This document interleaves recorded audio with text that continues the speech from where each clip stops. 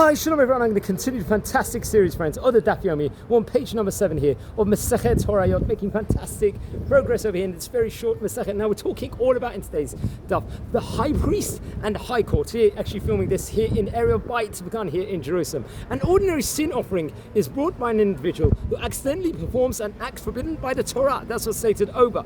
As we have learned in Masechet Horayot, it's going to discuss the passages, obviously in Sefer Vayikra, obviously in chapter number 4, that teach about 3 exceptional sin offerings. What are they, friends, over here? The high priest, the Kohen HaMashiach, this is the first one, the high court, the HaKahal, respectively, and the king, the Nasi itself. Now, the Mishnah on today's page of the Gemara is going to teach us that the cases of the high priest and high court are parallel.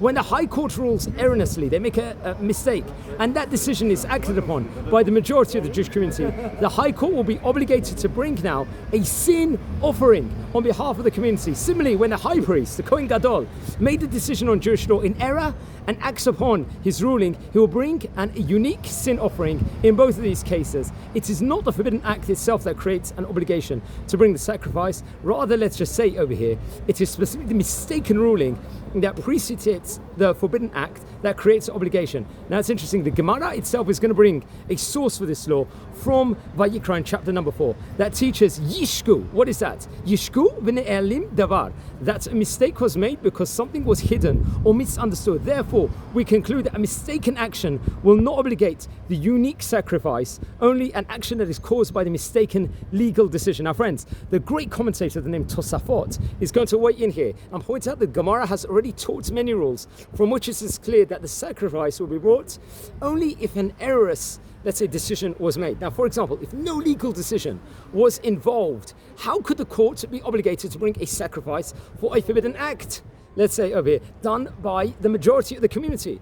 If the court played no role at all, the Tuvia Chata ve'zigud min gad.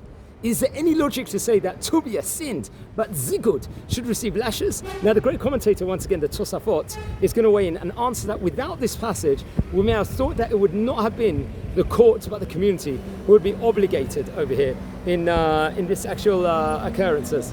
That's what's actually stated over there. That we would actually think it was them. The pasuk quoted by our Gemara teaches that it is a court who will bring the sacrifice, but only in the case when they played the role. But only, i.e., where the erroneous decision was there. It's very interesting. Just recording this here from Bayit here in Jerusalem. Wishing you all a fantastic day.